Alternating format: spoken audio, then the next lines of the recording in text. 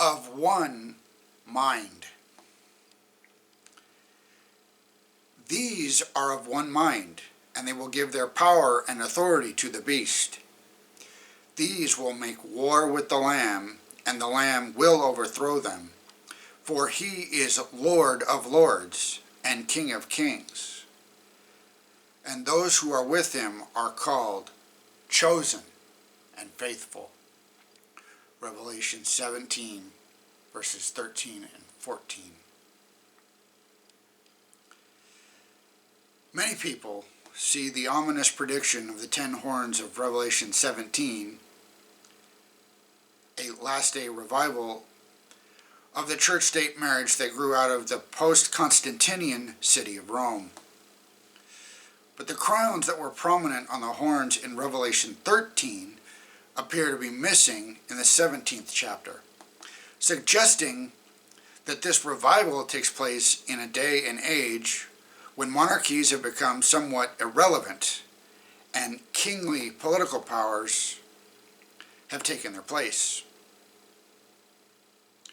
Present day, of course, answers neatly to the description, since the early part of the 20th century, particularly after the Great War, monarchs have largely become figureheads.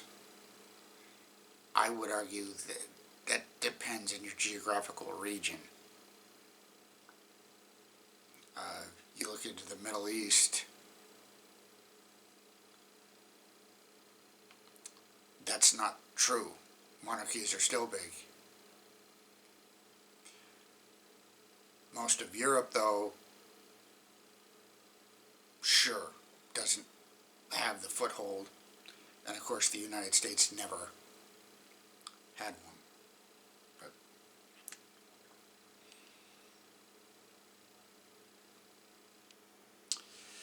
But the days of empire have retired to our history books.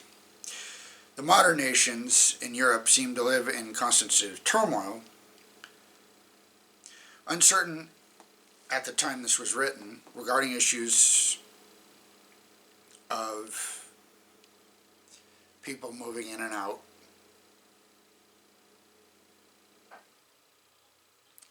and challenges to the European Union itself, Brexit and so forth. The ugly prospect of war continues to rear its head, always has. That's a human issue.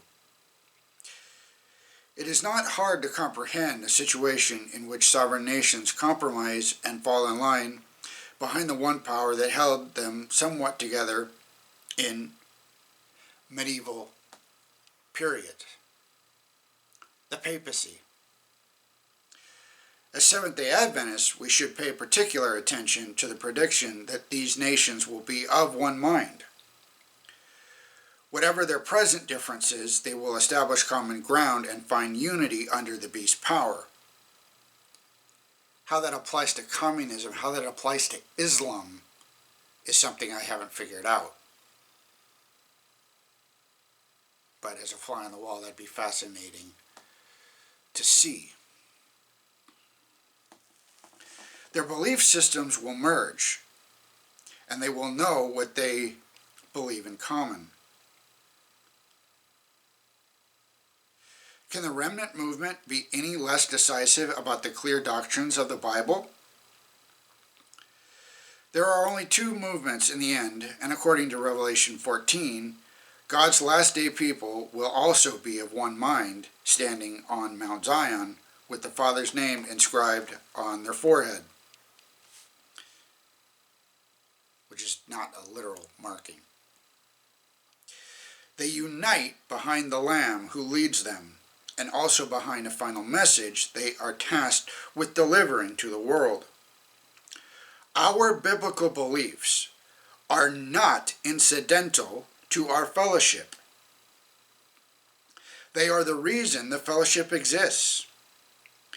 If it were not for the clear teachings of Christ as found in Scripture, there would be no Seventh-day Adventist church. We do not always have to agree on every point, but when it comes to Jesus and his teachings and our commission we must be of one mind.